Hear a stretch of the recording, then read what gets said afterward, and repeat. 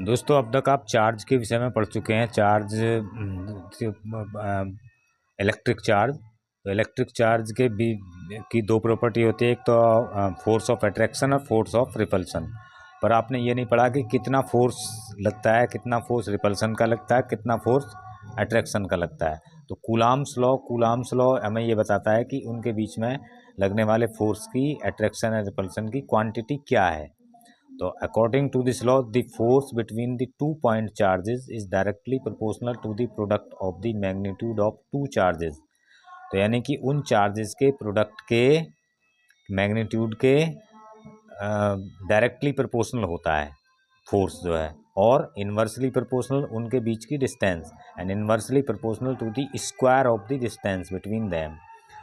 तो प्रोडक्ट के तो डायरेक्टली प्रोपोर्शनल और उनके बीच की डिस्टेंस के स्क्वायर के इन्वर्सली प्रोपोर्शनल होता है। ठीक है, तो इसकी जो डायरेक्शन है वो directed along the line of joining the two charges. तो जो लाइन इनको जोड़ती है, जो डिस्टेंस है उसके अलोंग होता है।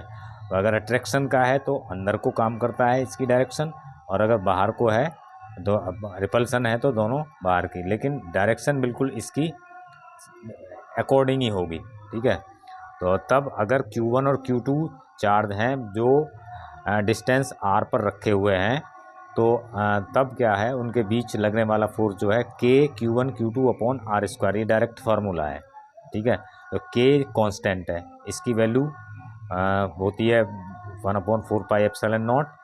तो इसको हम डिटेल में समझेंगे। डिटेल में समझने के लिए इसको क्या है, इसके रिलेटेड वीडियो देख सकते हैं। वीडियो इसमें इसकी वेक्टर फॉर्म भी है, इसके वैल्यूज़ भी हैं, के की वैल्यूज़ भी है क्या है, तो इसकी क्या प्रॉपर्टी है, क्या नेचर है, और क्या इसकी डिटेल में सब बताया गया है। उसके लिए आप वीडियो देख सकते हैं।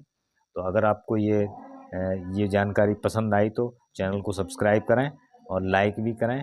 ठीक है, और कमेंट भी करें। तो थैंक यू।